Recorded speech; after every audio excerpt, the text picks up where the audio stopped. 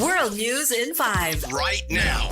News and developments making headlines around the world in 5 minutes.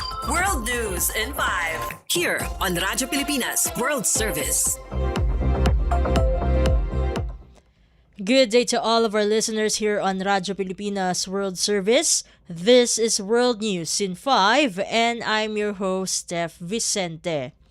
The United States military has carried out a new round of strikes on targets in Iran, according to the U.S. Central Command or CENTCOM.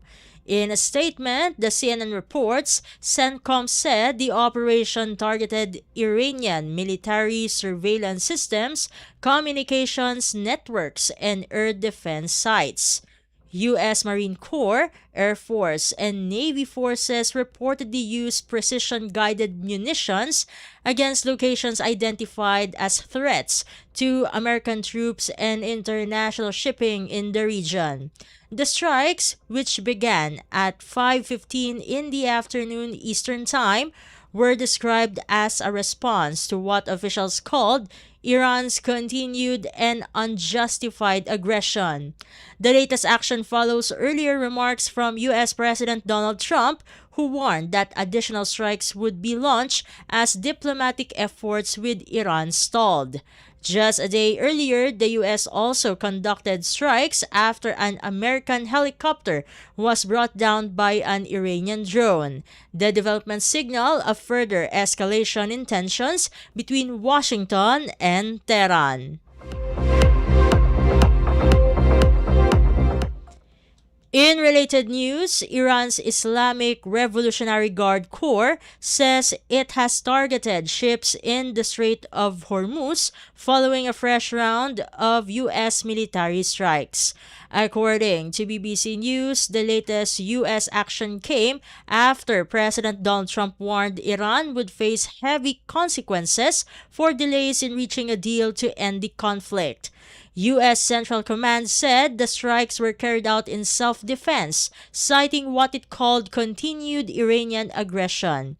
Iranian state media reported that 2 vessels were hit in the strategic waterway as both sides continue to exchange attacks despite a fragile ceasefire reached in April. Explosions have also been reported in several locations, including the island of Qashem and cities such as Bandar Abbas and Sirik. Tehran has claimed the Strait of Hormuz is now fully closed to all vessels, though U.S. officials say commercial shipping is still moving through the area. Meanwhile, global oil prices surge, with Brent crude rising above $95 a barrel amid concerns over supply disruptions. And finally, Canada has introduced a proposed Digital Safety Act that would ban children under 16 from using social media unless platforms meet strict safety standards. The measure also seeks to regulate AI chatbots by creating a digital watchdog that will set and enforce safety rules. According to Al Jazeera, officials say the bill is part of a growing global effort to address the risk social media and digital platforms pose to young users. Companies that fail to comply could face penalties of up to 3% of their global revenue or 10 million Canadian dollars. The government argues that many online platforms contribute to mental health issues among youth, including anxiety, isolation, and depression.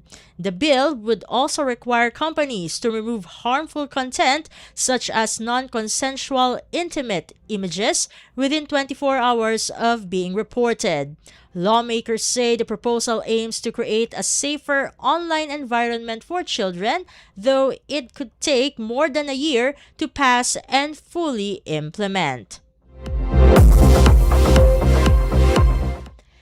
And that concludes today's edition of World News in 5. For Radyo Pilipinas World Service, this has been Steph Vicente.